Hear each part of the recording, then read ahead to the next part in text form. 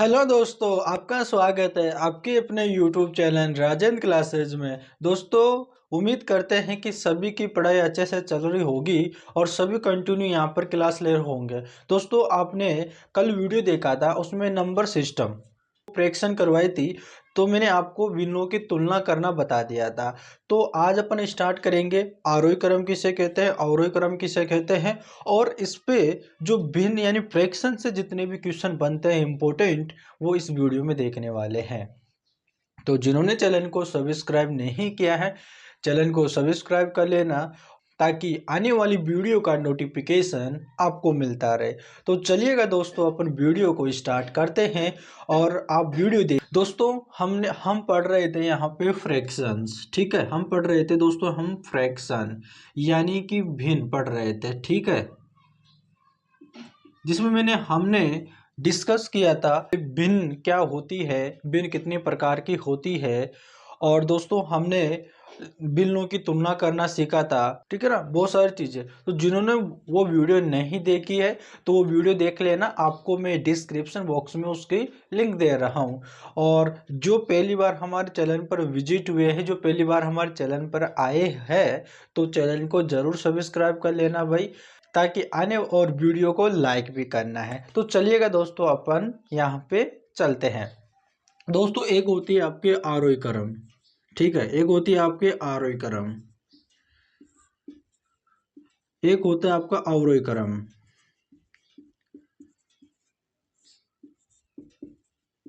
ठीक है। देखो, आरोही क्रम वह होता है जो बढ़ते हुए क्रम में चलता है। आरोही क्रम किसे बोलते हैं? बढ़ते हुए क्रम को हम आरोही क्रम बोलते हैं और बढ़ते हुए क्रम को हम अवरोही क्रम बोलते हैं। जैसे कि आरोही क्रम को, जैसे कि यहाँ पर होता है, जैसे कि 10, 40, 41, 42, 50, कुछ इस तरह से, यानी कि बढ़ते हुए क्रम में, ठीक है। आरोही क्रम किसे बोलते हैं? बढ़ते हुए क्रम को आरोही क्रम बोला जाता है। 10, 40, 41, 42, 50 बढ़ता हुआ क्रम है ना, पहले छोटी, फिर उससे बड़ी, फिर उससे बड़ी, फिर उससे बड़ी, फिर उससे बड़ी। इसका अपोजिट होता है। आरोही क्रम को, आरोही क्रम बढ़ते हुए क्रम को बोलते हैं और अवरोही क्रम घटते हुए क्रम को बोलते हैं। घटते हुए क्रम को जैसे कि 10, 8, 6, 5, 3, 2, 1, कुछ इस तरह से, यानी घटता हुआ क्रम है। पहले बड़ी, फिर उससे छोटी, फिर उससे छोटी, फिर उससे छोटी, फिर उससे छोटी, फिर उससे छोटी, यानी कि घटते हुए क्रम में चल रही है। तो इन दोनों को आपको ध्यान रखना है कि आरोही क्रम किसे कहते हैं और अवरोही क्रम किसे कहते हैं। इसके भी काफ़ी ज़्यादा यहाँ पे क्वेश्चन आते हैं। तो चलेगा दोस्तों, अब जो है हम करेंगे, ये दो ही चीज़ आपकी रही थी, मैंने आपको बताया नहीं था। मैं सोच रहा था वीडियो ज़्यादा लंबी हो जाएगी, इसकी वजह से, है ना। अब हम अपन करेंगे क्वेश्चन, और काफ़ी इंपॉर्टेंट क्वेश्चन करेंगे, है ना। तो चलिएगा, हम अपने क्वेश्चनों पे चलते हैं। तो चलिएगा दोस्तों, हम आ गए हमारे एक प्यारे से, एक छोटे से और आसान से क्वेश्चन पे। दोस्तों, यहाँ पर आपका एक क्वेश्चन है, और दोस्तों बिल्कुल सिंपल क्वेश्चन, आराम से देखते हुए चलना है। देखो, आपके कॉम्पिटिटिव एग्जाम में भी पूछा जाता है इस प्रकार का क्वेश्चन। एक भिन्न के अंश तथा हर प्रत्येक से एक घटाने पर भिन्न 1/3 हो जाती है, वह भिन्न उसके अंश तथा हर प्रत्येक में से एक जोड़ने पर 1/2 हो जाती है। तदनुसार उस भिन्न के अंश तथा हर का योगफल कितना होगा? ये आपको क्वेश्चन दे रखा है। इस क्वेश्चन को करने का तरीका देखो। एक भिन्न के अंश तथा हर प्रत्येक से एक घटाने पर भिन्न। अब देखो, पहले एक भिन्न, उस भिन्न के बारे में हमें पता नहीं है, बोल रहा है कि एक भिन्न है, उसके अंश तथा हर में से एक घटाने पर वो भिन्न 1/3 हो जाती है। तो मैं यहाँ पर मान लेता हूँ, इसका सॉल्यूशन देखो, ठीक है, इसका सॉल्यूशन देखो कि एक भिन्न की बात कर रहा है, उस भिन्न के बारे में कोई पता नहीं है। तो मैं मान लेता हूँ कि जो भिन्न है वो है ए एक्स और वाई, ठीक है। मैं मान लेता हूँ कि वो भिन्न x/y है, मुझे पता नहीं है इसलिए मैं ये मान रहा हूँ। अब बोल रहा है उसके अंश तथा हर में से एक घटाने पर वो 1/3 हो जाती है, ठीक है। यानी कि मैं x में से एक घटाता हूँ और y में से मैं 1 माइनस करता हूँ तो वो 1/3 हो जाती है। ठीक है, 1/3 हो जाती है। अब देखो आपको बराबर में है तो आपको तिर्यक गुणा कर लेना, इसका गुणा इसमें कर लेना है, इसका गुणा इसमें कर लेना है, इसका गुणा इन दोनों में होगा तो 3x कितना हो जाएगा यहाँ पे 3x और माइनस का है तो माइनस और 3 एकम 3 ये हो गया बराबर। बराबर करो। अब देखो यहाँ पर एक का गुणा इनमें करूंगा तो y होगा और माइनस यहाँ पर एक ही होगा। ठीक है भाई, यहाँ तक सभी को क्लियर। अब देखो देखो यहाँ पर जो x और y है इनको पास में लेके आ जाओ, और जो देखो चर और अचर दोनों यानी चर चर को पास में लेके आ जाओ, अचर अचर को पास में लेके आ जाओ। यानी कि जो x और y है ना इनको पास में लेके आ जाओ और जो संख्या है उनको पास पास में लेके आओ। अब 3x है तो इस y को इसके पास में लेकर आएंगे तो यहाँ पर ये माइनस का है, यहाँ पर ये प्लस का है तो बराबर के इधर आएगा तो प्लस में हो जाएगा। यानी कि 3x और इसको मैं बराबर के इधर लेके आऊंगा तो ये माइनस का y हो जाएगा बराबर, ये माइनस का 1 है और बराबर के, अब देखो माइनस का 3 है बराबर के उधर जाएगा तो प्लस का 3 हो जाएगा। ठीक है, अब यहाँ पर हो जाएगा आपके 3x माइनस वाई बराबर, अब यहाँ पर माइनस का 1 है और प्लस का 3 है तो यहाँ पर माइनस होगा तो यहाँ पर हो जाएगा आपके 2, कितना हो जाएगा 2। ठीक है, 2 हो जाएगा। तो आपका पहला समीकरण तो ऐसा हो गया। मैं आपको पहला है ना काफी बेसिक से बता रहा हूँ ताकि कमजोर स्टूडेंट को आसानी से समझ में आ जाए। ठीक है, उनको अगर ट्रिक बताने की कोशिश करूंगा ना तो उनको कुछ समझ में नहीं आएगा, ट्रिक अपने आप बन जाएगी, लेकिन उन कॉन्सेप्ट अगर क्लियर है ना तो ट्रिक अपने आप बन जाएगी, है ना। तो सबसे पहले मैं आपको बेसिक बताना स्टार्ट कर रहा हूँ ताकि आपको कोई दिक्कत नहीं हो, तो आराम से देखिएगा। यहाँ तक सभी क्लियर। अब आगे बोल रहा है वह बिन, उसी बिन की बात कर रहा है जो हमने माना था ना, उसी बिन की बात कर रहा है, उसके अंश तथा हर में प्रत्येक में एक जोड़ने पर। अब भाई पहले माइनस करवा रहा था, अब बोल रहा है कि अगर उसमें एक जोड़ दिया जाए, ठीक है, अंश तथा हर में प्रत्येक में एक जोड़ने पर वो 1/2 हो जाती है। अगर मैं x में एक जोड़ता हूँ और y में एक जोड़ता हूं तो बराबर 1/2 हो जाती है। अब वापस जैसे आपको यहाँ पर तिर्यक गुणा किया था सेम उसमें भी वैसा करना है, तो यहाँ पर हो जाएगा आपके 2x प्लस यहाँ पे हो जाएगा 2। ठीक है, और बराबर ये हो जाएगा आपके y प्लस यहाँ पर 1 हो जाएगा।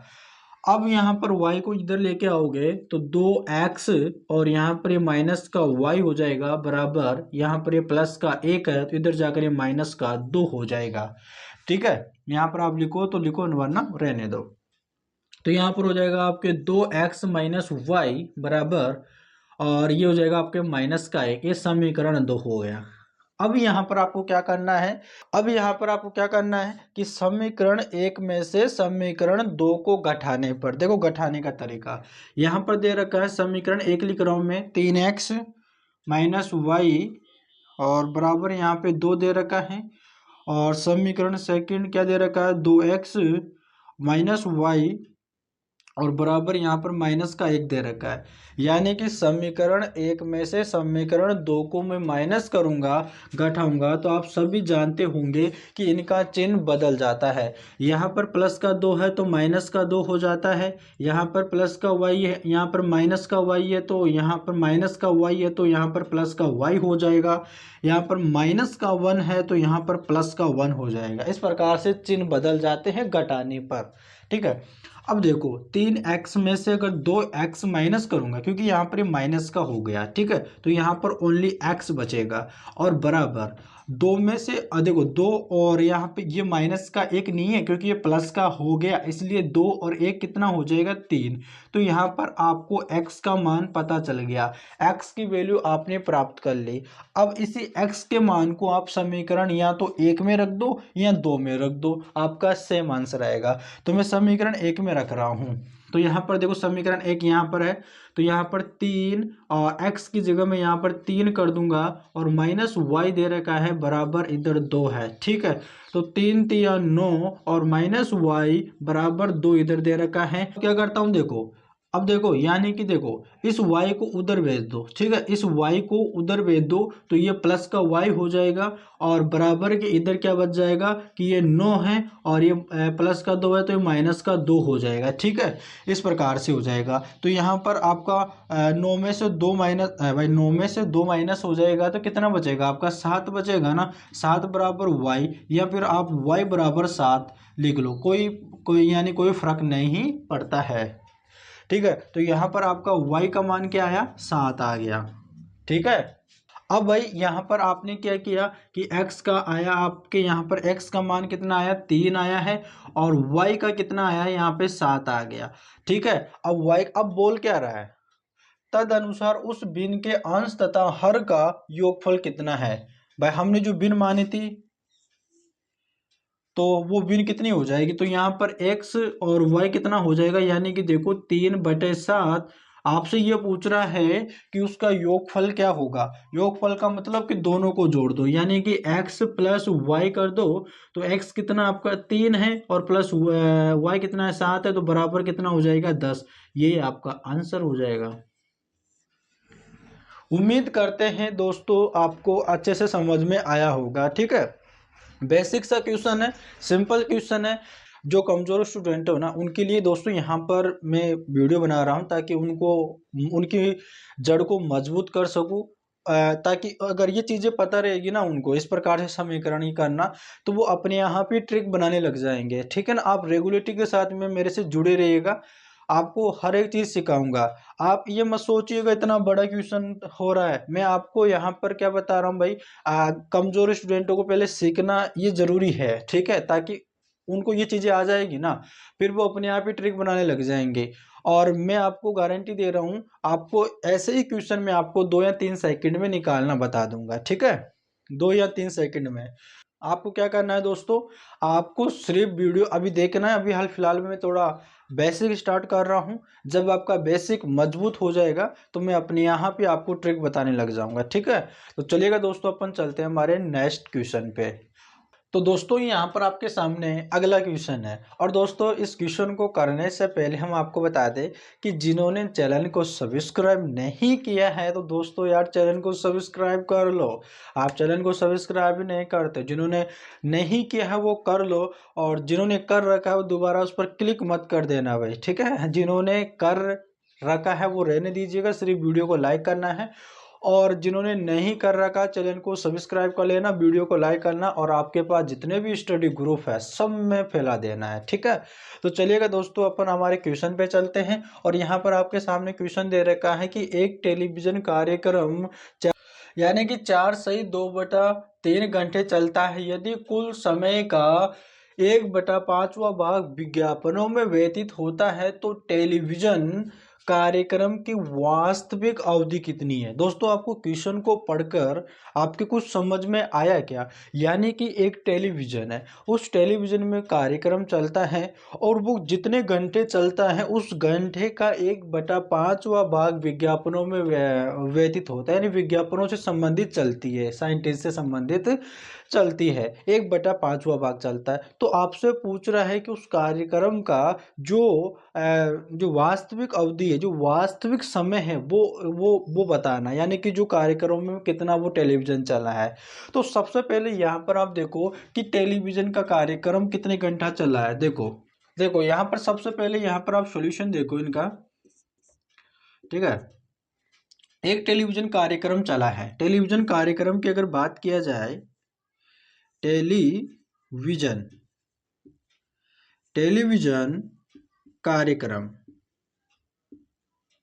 टेलीविजन कार्यक्रम यहाँ पर दे रखा है कि 4/2/3, ठीक है। यहाँ पर यह दे रखा है कि इतने घंटा चलता है, ठीक है, इतने घंटा चलता है। दोस्तों यहाँ पर 4/2/3 को मैं और भी साधारण कर सकता हूँ।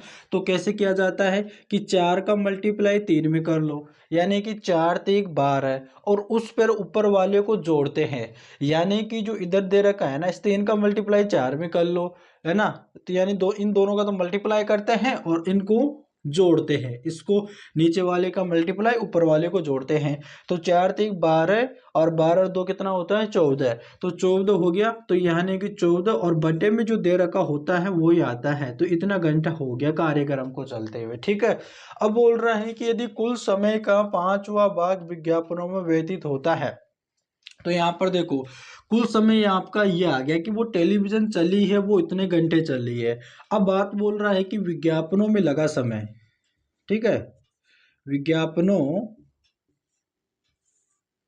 यहां पर आप लिख लो विज्ञापनों का समय। अब देखो बोल रहा है कि कुल समय का, तो कुल समय आपका कितना है कि 14/3, ये आपका कुल समय है। बोल रहा है का मतलब मल्टीप्लाई, का मतलब मल्टीप्लाई, याद रखना का मतलब गुणा होता है कुल समय का, यानी कुल समय और मल्टीप्लाई। और बोल रहा है 1/5वां भाग की बात कर रहा है, यानी कि 1/5वां भाग से मल्टीप्लाई करो तो आपका विज्ञापनों का जो समय है वो निकल के आ जाएगा। देखो यानी कि 14 एकम 14 और 5 तिया 15, इतना घंटा दोस्तों, कितना घंटा, इतना घंटा, इतना घंटा जो है ना विज्ञापनों का, जो विज्ञापनों की चीजें चलती है उस टेलीविजन में, यानी कि एक टेलीविजन है, उस टेलीविजन में कार्यक्रम चलता है कितने घंटा, 14/3 घंटा जो है उसमें कार्यक्रम चलता है। अब बीच में जो है ना 14/15 इतना घंटा है ना जो विज्ञापनों को दिखाया जाता है, ठीक है ना, विज्ञापनों से संबंधित दिखाया जाता है। अब बोल रहा है कि अगर तो टेलीविजन कार्यक्रम की वास्तविक अवधि क्या है, वास्तविक अवधि कैसे निकालोगे भाई, वास्तविक अवधि, वास्तविक अवधि की बात किया जाए, देखो यहाँ पर अवधि का मतलब समय है, इसका मतलब यहाँ पर समय है, ठीक है। यानी कि वास्तविक अवधि मतलब कि अगर विज्ञापनों को हटा दिया जाए तो वो टेलीविजन कितने घंटा चला है, अगर विज्ञापनों के समय को हटा दिया जाए तो वो टेलीविजन कितने घंटा चला वो आपको बताना है। तो आपको क्या करोगे, जो आपको जो टोटल समय दे रखा था यानी कि 14/3 घंटा, ठीक है, 14/3 घंटा दे रखा था, उसमें से माइनस कर लेंगे विज्ञापनों का समय यानी कि 14/15, इसको माइनस कर लेंगे, ठीक है।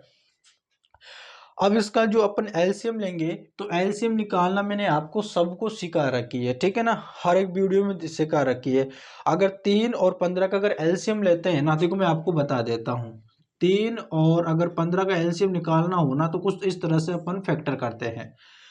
अब यहाँ पर उस संख्या का भाग लगाएंगे जो यहाँ पर सबसे छोटी संख्या का भाग लगाते हैं, ठीक है। तो 2 का लगा के देखते हैं तो 2 का 3 में नहीं जाता, 15 में भी नहीं जाता।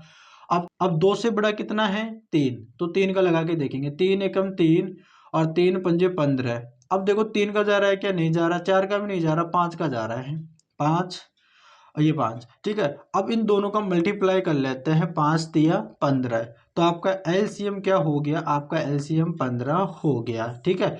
तो आपको क्या करना है, बट्टे में आपको 15 लिखना है, बट्टे में आपको 15 लिखना है, आपका एलसीएम हो गया।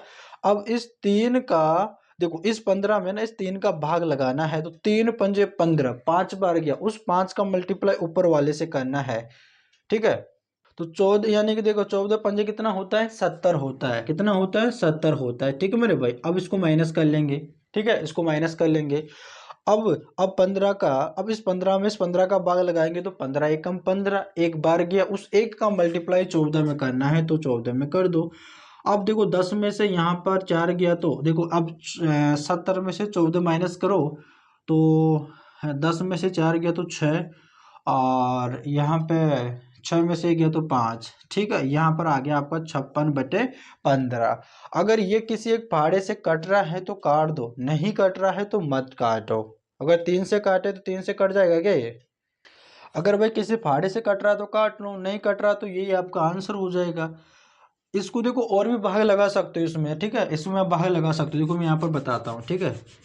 जैसे कि यहाँ पर 56 है ना, 56 में 15 का भाग लगाओ, 15 कम 15, 15 दूनी 30, 15 ती 45, 15 चौक 60, ज्यादा गया, यानी 15 ती 45, ठीक है, 45 और माइनस करेंगे तो यहाँ पर 1 और इसमें 1। अब देखो 11 है, अब 11 में 15 का भाग जाता नहीं है, तो आप क्या करो, आपका कितना आया भागफल, कितना आया 3, तो अपन लिखते हैं 3 सही और शेष कितना, यानी कि भाजक यानी 15, ठीक है, इस प्रकार से आ जाएगा। तो इसको है ना हम अपन ऐसे भी लिख सकते हैं 3 सही 11/15, ये भी आपका आंसर है, जो आपको सही लगे, जो आपके ऑप्शन में दे रखा है वैसे आप, अगर ऑप्शन में ऐसे दे रखा होता है तो ऐसे, और ऐसे दे रखा हो तो ऐसे। तो दोस्तों इस प्रकार का आपका क्वेश्चन सोल्व होगा। उम्मीद करते हैं कि आपको ये भी समझ में आ गया है। दोस्तों यहाँ पर बेसिक चीजें मैं बता रहा हूँ ताकि आपको समझ में आ जाए। समझ में आ रहा है ना? अगर दोस्तों वीडियो अच्छी लगी हो तो चैनल को जरूर सब्सक्राइब कर लेना, ठीक है। तो चलिएगा दोस्तों, अपन चलते हैं हमारे नेक्स्ट क्वेश्चन पे। तो चलिएगा भाई दोस्तों, हम आ गए हमारे तीसरे क्वेश्चन पे, और मोस्ट इम्पोर्टेंट क्वेश्चन रहने वाला है। तो भाई आराम से देखना है, और सिंपल क्वेश्चन भी है। देखो यहाँ पर दे रखा है, एक यात्री अपनी यात्रा की कुल दूरी का 2/5 भाग पैदल तय करता है। यानी कि यानी कि आदमी चलता है कुल दूरी, यानी कि कुल दूरी जो जितनी दूरी तय करता है वो तो हमें नहीं दे रखा है, लेकिन ये बता रखा है कि उस दूरी का 2/5 भाग पैदल जाता है, और शेष का 1/3 भाग बस से तय करता है। उसकी यात्रा की शेष बची हुई दूरी का भिन्न में मान क्या है? यानी कि दोस्तों एक आदमी है, ठीक है, यानी कि एक यात्री है, वो कुछ किलोमीटर की दूरी तय करता है। उस किलोमीटर में से 2/5 भाग तो वो पैदल जाता है, और जो फिर बचती है, जो शेष, उसका 1/3 भाग बस से तय करता है। अब बोल रहा है कि उसकी यात्रा की शेष बची हुई दूरी का भिन्न में मान क्या होगा। देखो अब भाई इसका सॉल्यूशन देखो, ठीक है। देखो पैदल यात्रा की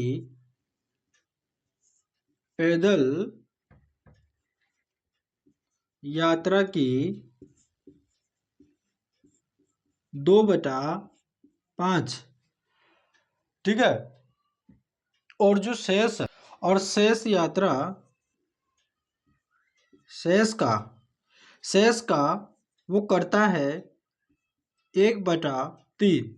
1/3 का मतलब ये है भाई, 1/4 बोलेगा ना तो अपन 1/4, 1/4 बोलेगा तो, और 1/3 बोल रहा है, इसका मतलब 1/3 लिखेंगे।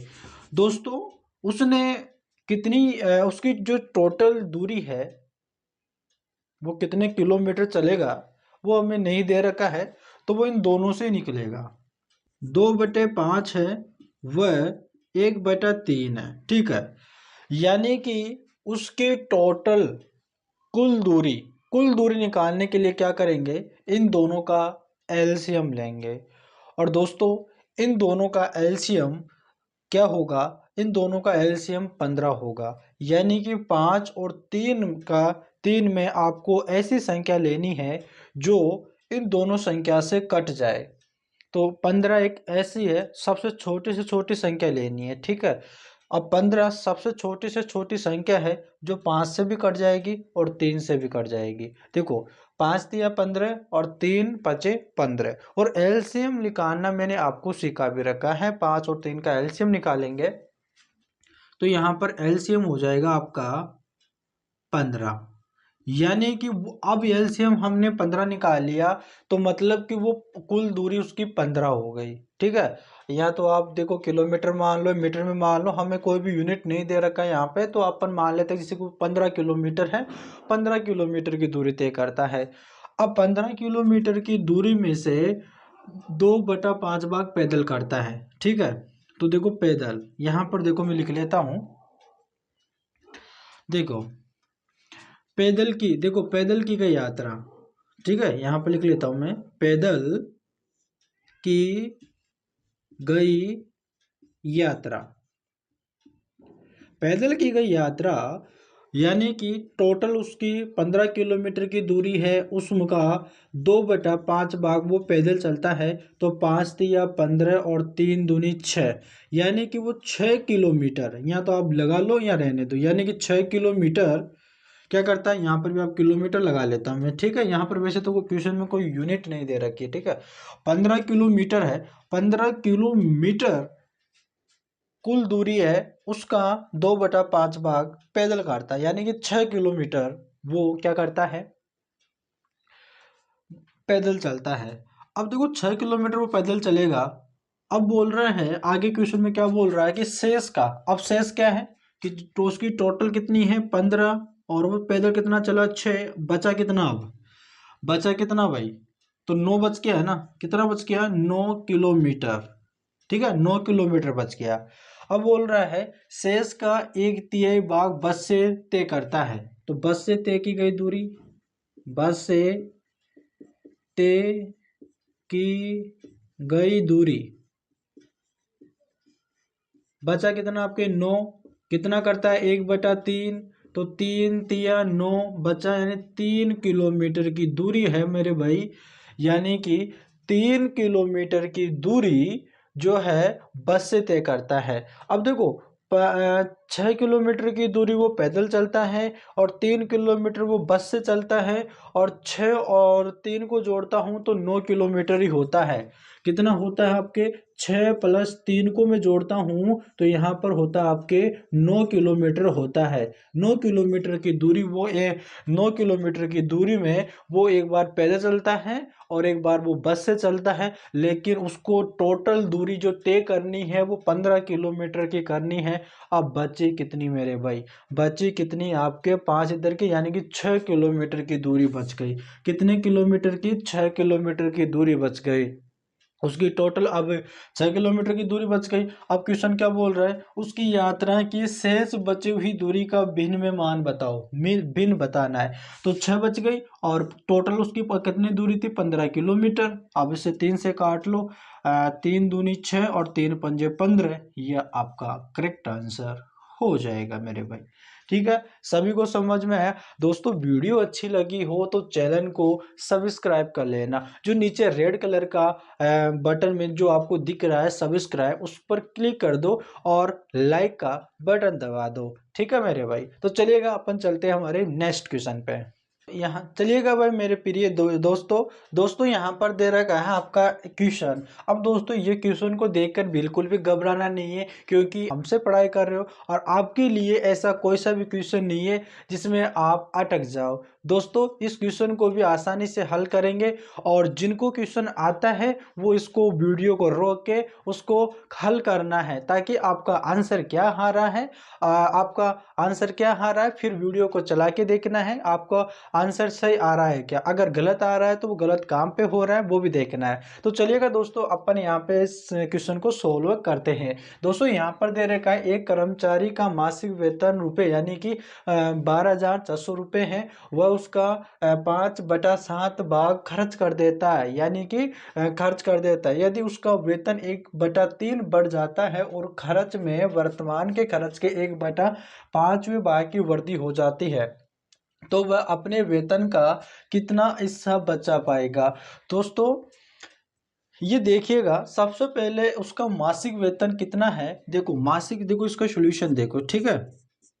सबसे पहले यहाँ पर उसका मासिक वेतन यानी कि उसकी आय जो दे रखी है, वो दे रखी है दोस्तों, मासिक वेतन दे रखा है 12,400 रुपये, ठीक है। वो बोल रहा है कि खर्च कर देता है कितना, इस 12,400 का 5/7, ये तो बोल रहा है, यानी कि वह इसका 5/7 भाग खर्च कर देता है।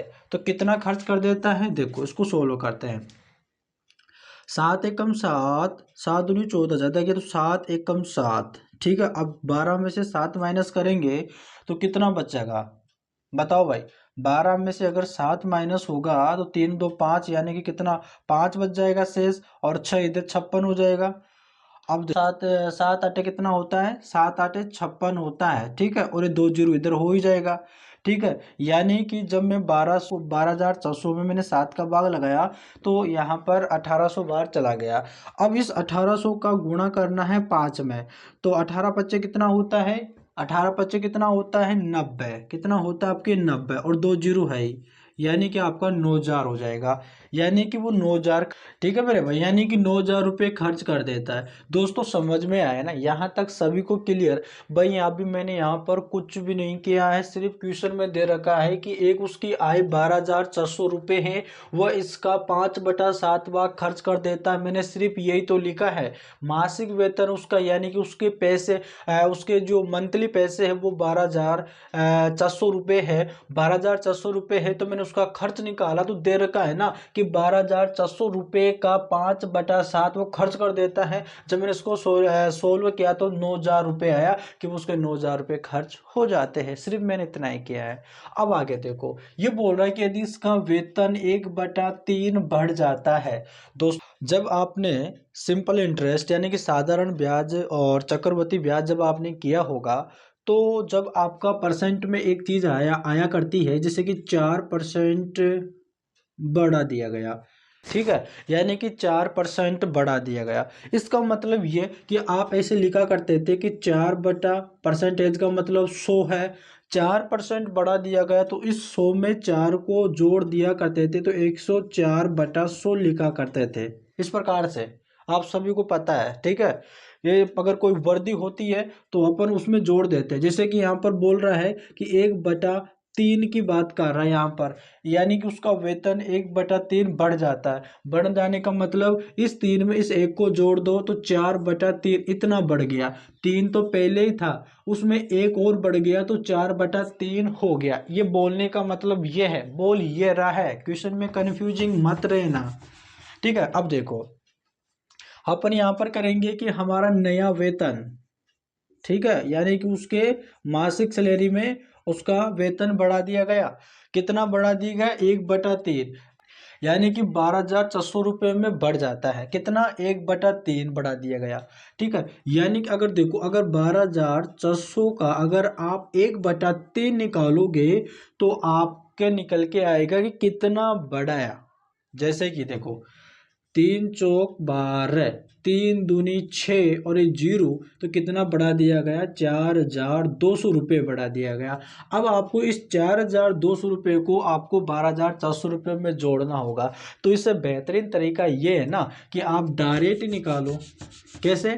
कि अगर इस 12,400 में आप क्या करो, कितना बढ़ा दिया गया? 1/3, तो आप ऐसे लिखो ना कि 4/3। अभी मैंने आपको बताया था। अब इसे काटो, देखो 3 चौक 12 और 3 दूनी 6, जीरो आ गया। 4 दूनी 8, 4 चौके 16 और 1 जीरो, कितना आ गया? 16,800। तो आपका नया वेतन कितना हो जाएगा? 16,800 रुपये। ठीक है भाई, 16,800 हो गया। अब यहाँ पर आपको क्या करना है, देखो आगे क्या दे रखा है। अब दोस्तों यहाँ पर देखो, आपने जो पहला इसका मासिक वेतन जो पहला 12,400 रुपये था, वो अब खर्च इसका 9,000 हुआ करता था। ठीक है, अब लेकिन उसमें क्या हुआ कि उसके वेतन में बढ़ोतरी कर दी गई। कितनी? 1/3 की बढ़ोतरी कर दी गई उसके उसकी आय में, उसके पैसों में बढ़ोतरी कर दी गई। तो 12,400 रुपये से उसके 16,800 रुपये हो गए। उसके यानी 16,800 रुपये उसका नया वेतन हो गया। अब भाई उसकी सैलरी बढ़ गई है तो वो खर्चा भी ज़्यादा करेगा। ठीक है, और तो उसका नया खर्चा, आप देखो नया खर्चा क्या होगा। ठीक है, नया खर्चा, नया खर्चा होगा आपके देखो पहले जो उसका खर्चा कितना बड़ा, 1/5 वह भाग की वृद्धि हो जाती है। मतलब कि वो 6/5 उसका हो जाता है। अब पहले उसका खर्चा कितना था? 9,000 रुपये। ठीक है, 9,000 रुपये, तो इसी 9,000 रुपये पर उसका खर्चा निकलेगा। ठीक है, इसी 9,000 रुपये पर उसका खर्चा निकले। तो देखो 5 एकम 5, कितना बचा? 4, 5 अट्टे 40 और 1 जीरो। ठीक है, अब देखो, और 18 कितनी होती है आपके? 108 होती है, और ये डबल जीरो है, यानी 10,800 रुपये का उसका खर्चा हो गया। भाई नया खर्चा कितना हो गया? 10,800 रुपये। भाई इसकी सैलरी बढ़ गई है तो उसका खर्चा भी तो बढ़ेगा। भाई आपके पास ज़्यादा पैसे होंगे तो आप ज़्यादा खर्च करोगे, और जब आपके पास पैसे कम होंगे तो आप एक एक पैसे को बचाने की कोशिश करोगे। भाई हमें वो काम करना है, वो काम करना है। लेकिन उसकी सैलरी बढ़ा दी गई तो उसका खर्चा भी अपने आप ही बढ़ जाएगा। ठीक है, इस तरह से तो उसका खर्चा कितना हो गया? 10,800 रुपये हो गया। अब वही क्वेश्चन में हमसे क्या पूछ रहा है, कम क्वेश्चन में हमसे ये पूछ रहा है, तो अब वो अपने वेतन का कितना हिस्सा बचा पाएगा। देखो 16,800 रुपये उसकी सैलरी थी, जिसमें से 10,800 रुपये वो खर्च कर देता है। तो नई बचत देखो, यानी कि उसकी नई बचत, ठीक है, उसकी नई बचत क्या होगी, देखो उसकी नई बचत होगी 16,800 दे रखा है ना, कि 16,800 में से आपको 10,800 माइनस कर लेना है, ठीक है। 10,800 माइनस करोगे तो जीरो जीरो जीरो और ये 6, यानी कि 6,000 बच जाएगा। कितना? 6,000 हो जाएगा। तो उसकी नई बचत कितनी हो जाएगी? 6,000, यानी कि वो सिर्फ 6,000 रुपये बचा पा रहा है। यानी कि उसके एक महीने में उसके पैसे 16,800 रुपये आ रहे हैं, और उसका खर्चा 10,800 रुपये हो रहे हैं, तो 6,000 रुपये वो बचा पा रहा है। अब ये बोल रहा है कि अपने वेतन का कितना हिस्सा बचा पाएगा, अपने वेतन का कितना हिस्सा बचा पाएगा, मतलब भिन्न के रूप में आपको बताना है। देखो, यानी कि कितना बचा रहा है? 6,000 रुपये। किस में से बचा रहा है? किस में से बचा पा रहा है? उसकी सैलरी में से। उसकी सैलरी कितनी है? 16,800 रुपये उसकी सैलरी है। इन दो जीरो से दो जीरो चले गए। अब यहाँ पर आपके बचा 60/168, है ना। अब भाई इसको किस फाड़े से कट जाएगा? 3 से कट जाएगा क्या ये? देखो 3 से कट जाएगा। 3 दूनी 6 और ये जीरो, और 3 पंजे 15, एक 3 छके 18, ठीक है। अब भाई ये एक बार और कट जाएगा, 2 से कट जाएगा। देखो ये हो जाएगा 10, और बटे यहाँ पर 2 दूनी 4 और 2 अंटे 16,